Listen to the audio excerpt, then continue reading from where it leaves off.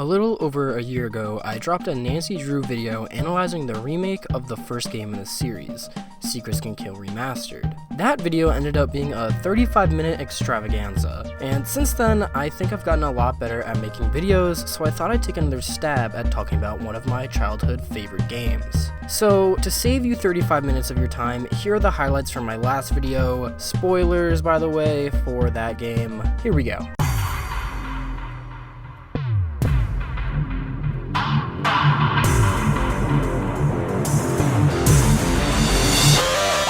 I am not a woman, are plot, puzzles, and characters. Most likely because I'm a 2000s baby.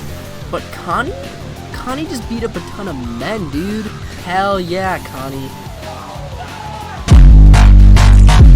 But not that good. Today I'm going to be taking a look at Nancy Drew game number 12, Secret of the Old Cock. Old Clock is an interesting game because it comes during the so-called golden age of Nancy Drew games. Games 10 through 13 are kind of the best hot streak Her Interactive had during their days when they actually made games. This streak is considered so good that Her Interactive released a bundle of the 4 games in a row called the Ultimate Dare Collection or something spooky. Spooky, scary skeletons. Game number 10, Secret of the Shadow Ranch, has a great narrative as well as amazing sex appeal. Here's Shorty. Game number 11, Curse of Blackmore Manor, has a great creepy atmosphere that ropes the player in, as well as also having amazing sex appeal. And game number 12, Last Train to Blue Moon Canyon, well, I think the sex appeal here speaks for itself. Clock seems to be liked the least of the 4 of these games. This isn't a rule of thumb, but more of a trend that I've seen in the Nancy Drew community. So what makes this game different than the other 3? Is it actually worse, or does it have something to do with the sex appeal? I mean, I don't know. I'm here to answer that question today.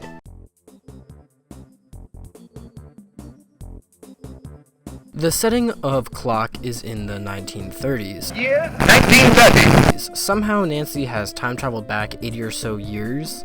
This makes absolutely no sense in the grand scheme of things, especially since this game is referenced in other games at the start of the other games for free advertising. But if I'm being honest, I don't really care. Conceptually, I think the idea is cool. The location of the game is Titusville. The place? The road to Titusville. Which, if I'm being honest, I really have no clue where that is.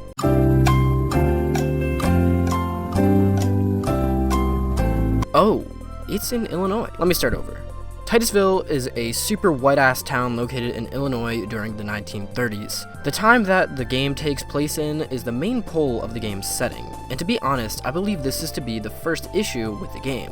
When you look at almost every other Nancy Drew game, there is something that really sticks out to you about the game's location. I'm going to be using the other 3 games from the Nancy Drew Golden Age as an example here. If you look at Shadow Ranch, the game takes place on a farm in Arizona. You're able to explore the surrounding areas, which involve cliffs and ghost towns that are unique areas not featured in other games. Blackmore Manor demands your attention with its secret passageways. The manor itself is a huge character in the game as it ties itself into the story. And Last Train to Blue Moon Canyon literally takes place on a train, and then you get to go to a bunch of different areas and explore them later during the game. The real issue is that all 3 of those other games are more conveyed about where they take place, when Old Clock is concerned about when. Time is difficult to convey, and although I believe that Titusville has its charm, I think it's often easy to forget that the game takes place in the 1930s. The game literally reminds you that it does take place in the 1930s.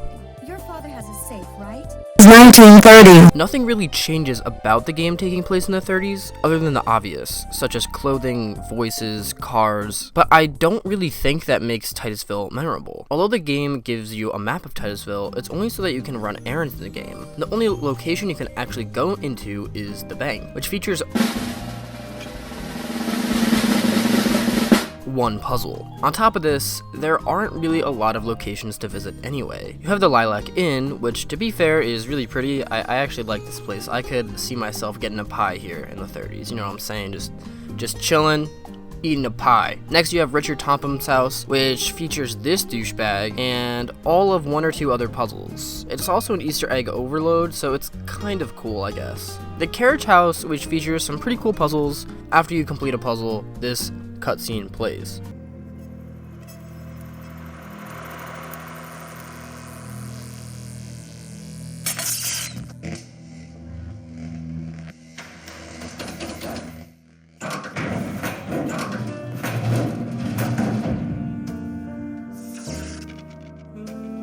I'm no engineer, but it's just insane that this could be done in the 30s. I'm not saying that this isn't possible to do in the given time, but I'm not sure that some old dude could do it alone. Seems like my boy Josiah Crowley is gonna have to take a trip to Lowe's, am I right?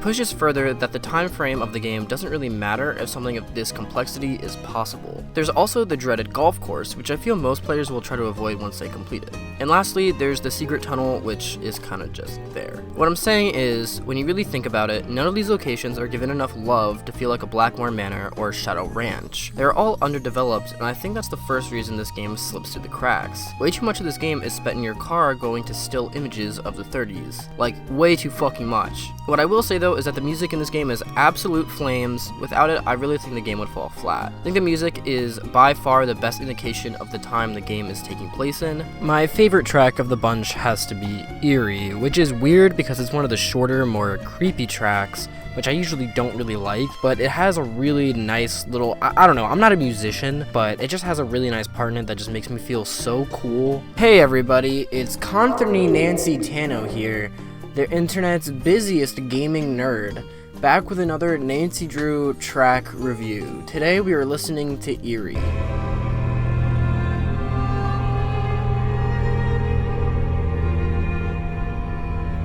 I like this one, and I also really like the cover art for this game. I think it does a great job of setting the scene.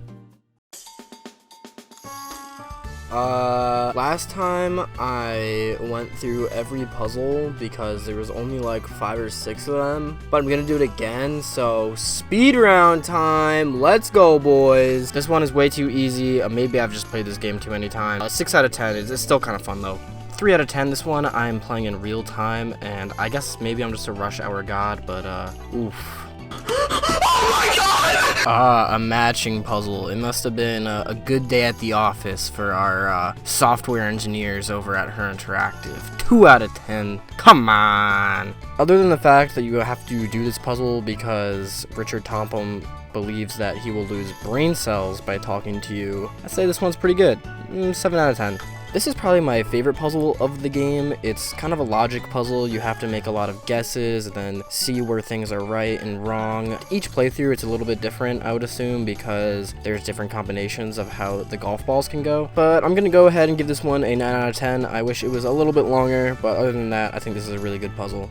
Okay, so here's the thing about mini golf. Is it bad? Yes. The controls are awful. The camera's really bad. It's not a good situation. However, I've played this game so many times that at this point, I'm used to it, and I can usually do it first try. I'm gonna be honest, it's really bad. It's just an awful puzzle. It's not even really a puzzle, it's an awful minigame. I'm not sure this really counts as a puzzle, but it is definitely a problem in the game. My main issue with this puzzle is the driving. Driving in this game actually sucks. The reason is because of gas, which obviously you need gas to drive in real life, but I really wish they'd just give you unlimited gas in this game. Your gas gauge will run out really quickly, meaning that you have to buy more gas. Welcome to and to get more gas, obviously you have to spend more money. However, to make money, you need to drive around delivering telegrams. Basically means that your money and gas are variables that are dependent on each other. So you kind of just get in this really annoying cycle that pads out the game for way longer than it has any right to. And in addition to this, every location isn't even on the map of Titusville, so you can waste even more gas just trying to figure out where the hell you're going. This is just bad. Oh my god. This one is not super creative, but it's not insulting like the last one, so 6 out of 10. The chances that you actually look at the instructions for this before you do this is pretty minimal, so 4 out of 10. I like the concept of this one. I think it's really cool, but it's a little too easy. At least in Junior Detective, they literally do not let you put a gear in the wrong spot, so this puzzle isn't really even a puzzle. You just kind of mess with it until it works. So 0 out of 10. This is kind of lame, no lie. Lame as fuck. I think this puzzle is okay, but most importantly, I think it comes at the perfect time in the game. It's the last puzzle you have to complete before opening up the carriage house, and it's not that hard, which I think is good. I don't know what's with this game and having puzzles that aren't actually puzzles, but this thing is just so stupid. I'd say this puzzle is cross-referencing done right. You don't have to look through any large sequence of text or anything. It's really not that hard, but it does make you feel like you thought about it a little bit. So I like this one a lot. I'm gonna give it a 9 out of 10. Okay, this puzzle is a certified banger. It's basically a logic puzzle where you get some of the information, in this case where some of the pies go, and you have to figure out the rest. This is a really fun puzzle. I'm gonna give it a 10 out of 10. I don't know what weird ass body high the developers were on when they made this game. Like, I just don't understand why there's so many mini game puzzles. I don't know, I think this one is fine, but it is just weird that there's this many drag your mouse to go to this spot things in this game. I think this puzzle is pretty good, but it's dragged out to be pretty long. Having to sneak into Richard Tompum's house makes this take way longer than it should. I wish he just gave it to us, but I guess they needed a reason for us to be able to sneak in and break into his house, so they also gave them like the longest quotes ever. Give them a shorter one, please. Listening to this is rough. This is good cross-referencing again. The only problem I have with it is that Bottom is the last one, and that's not someone that you talk to in that 15-20 minute conversation that you just had. And it just kind of throws a curveball right at the end, like right at the peak of you're like, oh, I'm about to solve the mystery, and that's just really a mood killer. Don't kill my vibe, please. This puzzle is really fun. I like it a lot. It's a board game, so I like it. GG. We are done here. So overall, I think the puzzles in this game are pretty good. They're kind of hit or miss, but none of them I really dread doing except for the drive around for 30 hours puzzle. That one sucks.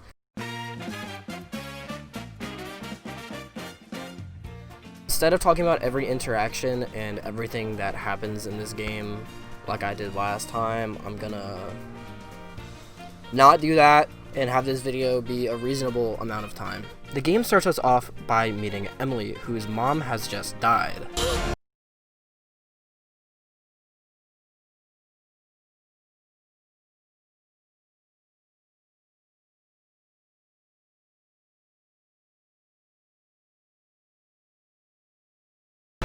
When we are talking to her, the kitchen sets on fire and everyone runs out of the house. When we come back to Emily's room, her mom's jewelry, which is worth a fortune apparently, I guess, I don't know, is gone. Now this establishes two things, the first of which being that Emily is a complete and total moron.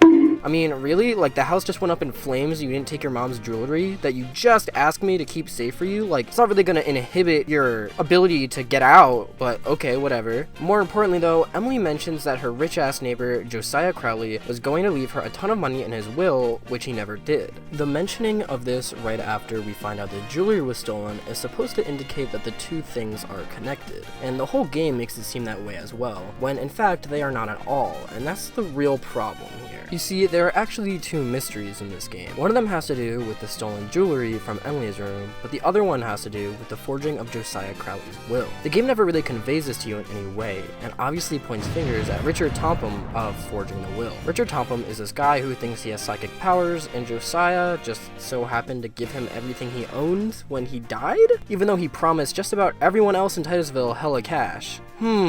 I wonder who done it. Next up on the chopping block is Jim Archer, who is Titusville's local banker, who has no money because America is about to go in a state of depression. Same. Now in terms of stealing Emily's jewelry, he is a suspect for sure, but forging the will doesn't really make sense. Initially he says that the bank is doing fine, but later he says that it isn't. He tells us so much information about the will and admits to having no money, so it doesn't seem like he would have forged the will, especially since he wasn't the one to get all of Josiah's stuff. However, like I said earlier, it is conveyed in the way that the jewelry and forged will are connected, so I kind of feel like Jim Archer is barely even a suspect. But lastly is Jane, who is Emily's mom's best friend and her now legal guardian. Once again though, I'm gonna have to take a shot at Emily for being a complete and total moron.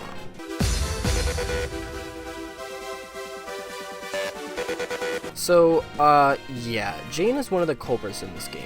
Jane was actually an imposter of Emily's mother's real friend named Jane. I just gotta say, come on, Emily, you gotta be better than this. Like, you don't know what your mom's bestie looks like? Like, these two people don't look anything alike. Could you leave your house or something? Like, get a life. Now, like I said, Jane is one of the culprits of this game, but there are actually two culprits since there are two mysteries. Richard Topham is the one who forged the will. However, we never get to confront him about it. And personally, I think that's just fucking stupid. This whole game really revolves around Josiah and his will. For real, dude, we play on this dude's golf course, go through his old diaries, learn about his favorite plays, learn about his favorite poets, but oh, by the way, the actual mystery the whole time was Emily's jewelry. Like, dude, Emily deserves to have her jewelry stolen from her at this point. If you really think about it, the crime that Richard Topham committed is way worse than what Jane did. This man took everything that Josiah owned, including his house. All of that has to be worth way more than the jewelry, right? But don't worry, guys, we have to confront Jane.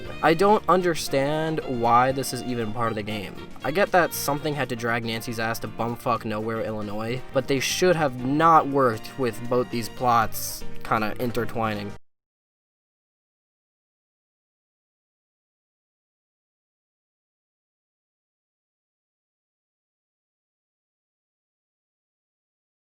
So this is it. The part you've all been waiting for, except my fucking AC is on. I gotta turn that shit off. Alright. It's alright. It's aight. I'd give it a solid B tier. And here's my reasoning. Like I've said before, the other games in the Nancy Drew Golden Age trilogy thing are all pretty much certified bangers, but this game isn't necessarily bad. I just kind of feel like meh about all of it. I feel like it delivers average on just about everything. Its puzzles, its characters, its setting, they're all just kind of But it's so averagely okay that it's like at least it doesn't really go below average very often. I don't know, some of the other games just have some points that just really suck. And this game, I feel like there's never really a point other than the errand puzzle where I just want to die. So, but the real damning thing is the sex appeal.